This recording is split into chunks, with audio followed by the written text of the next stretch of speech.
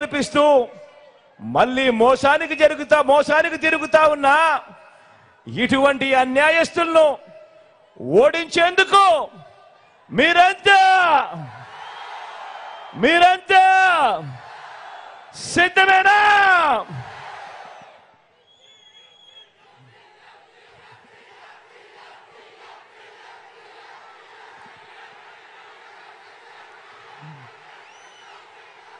జగన్ని ఓడించాలని వారు పేదల్ని గెలిపించాలని మనం ఇంటింటి అభివృద్ధి కొనసాగించాలని మనం చేయబోతా ఉన్న ఈ పోరాటం మరో చారిత్రక విజయంతో 2024లో జరగబోయే ఈ ఎన్నికలు ఎప్పటికీ కూడా చరిత్రలో మిగిలిపోతాయని, ఈ చరిత్రలో నిలిచే ఈ యుద్ధానికి మీరంతా సిద్ధమేనా?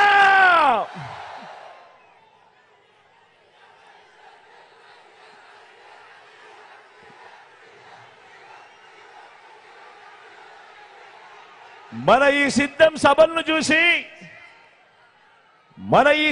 సభలను చూసి మన ప్రత్యర్థుల గుండెల్లో రైళ్లు పరిగెత్తా ఉన్నాయి, బస్సులు పరిగెత్తా ఉన్నాయి. ఉక్రోషము, కడుపు మంట బగ్గుమని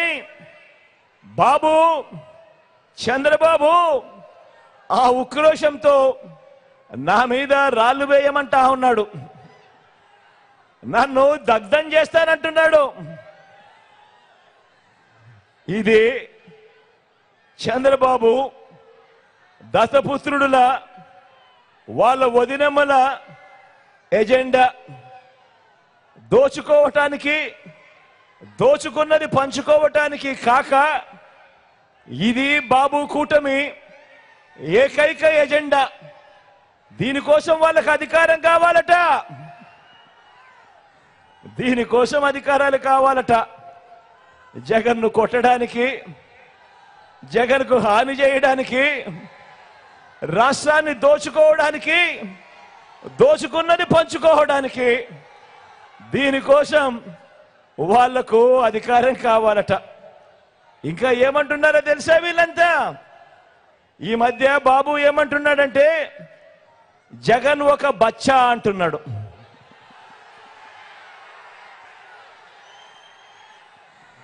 జగన్ ఒక బచ్చా అని కూడా అంటా ఉన్నాడు. ఇలాంటి మాటలు వింటుంటేనే నాకు కొన్ని మాటలు గుర్తుకొస్తాయి. కృష్ణుడిని బచ్చా అనుకున్న కంసుడు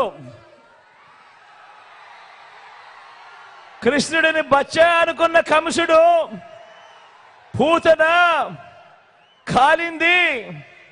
ఇప్పుడు బాబు వాన్ మీద నిలబడిన ముగ్గురు మాదిరిగా ఈరోజు గుర్తుకొస్తా ఉన్నారు. రాముడిని బచ్చా అనుకున్న మారీషుడు, సుబాహుడు ఇప్పుడు రామోజీ వేషంలోనూ ఓ ఆంధ్రజ్యోతి రాధాకృష్ణన్లా ఈరోజు కనిపిస్తా ఉన్నారు. హనుమంతుడిని బచ్చా అనుకున్న రావణుడు కూడా వీళ్ళల్లో గుర్తుకొస్తా ఉన్నాడు. చరిత్రలో పోయే కాలం వచ్చినప్పుడు, చరిత్రలో ఓడిపోయే కాలం వచ్చినప్పుడు విలన్లందరికీ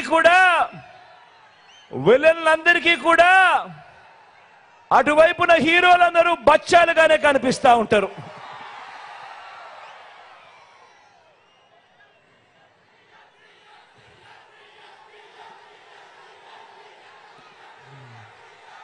అయ్యా చంద్రబాబు,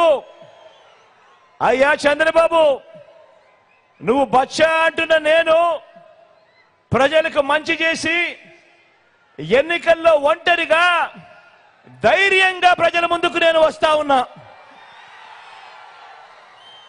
మరి 14 ఏళ్ళు సీఎంగా చేశావు కదా, మరి 3 సార్లు సీఎంగా చేశావు కదా, మరి పేదలకు నువ్వు చేసిన మంచి ఉంటే నువ్వెందుకయ్యా బచ్చాను చూసి భయపడుతూ పొత్తుల కోసం ఎగబడతా ఉన్నావు అని అడుగుతా ఉన్నాను చంద్రబాబును.